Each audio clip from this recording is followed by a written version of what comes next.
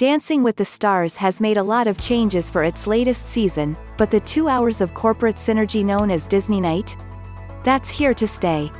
Per tradition, Monday's episode of the ABC series found couples dancing to beloved Disney songs, complete with themed costumes, cameos from animated characters and, naturally, plenty of plugs for Disney's latest offerings.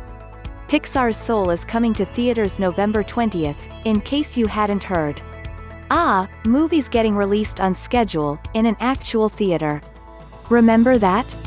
But the show also broke a long-standing Disney Night tradition this week. Typically, this theme brings a fairy tale ending, and no contestants actually get eliminated. This time? Someone indeed went home, and the results may not have come as much sur-purr-ise. Read on for a recap of Monday's performances. Skai Jackson and pro Alan Bersten, Jive set to The Princess and the Frogs. Almost there. The good news: Skai and Alan's Jive didn't involve any hair-pulling, near-falling fiascoes. The bad news: despite mastering most of the steps in this Jive, Skai seems to have lost the attitude and confidence she brought to her week 1 tango. It could just be the lack of a studio audience, but Skai's intense focus on Alan sometimes seems to border on panic, as though she'd be completely at sea with the choreography if you weren't there to guide her. Judges score: 1830's Monica Aldama and pro Val Chmerkovskiy, Waltz set to the Little Mermaid's Part of Your World. Before season 29 began, I was sure Monica would have no problem memorizing choreography. I was slightly less sure she'd be able to embody a character in the way that ballroom dance demands.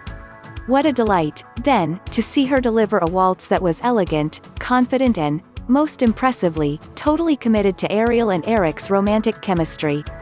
You can usually tell when a contestant feels awkward acting during their performance, see Nelly, but Monica didn't shy away. Judges score: 2130's Justina Machado and pro Sasha Farber, Charleston set to Mary Poppins, Supercalifragilisticexpialidocious.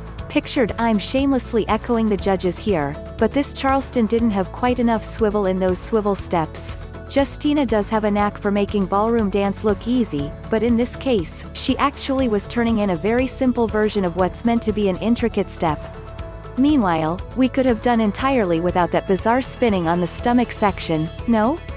Judges score: 1930's McLean and pro Cheryl Burke, quick step set to Aladdin's Prince Ali. AJ is starting to fall into that peculiar, middle-of-the-pack category that usually develops every season.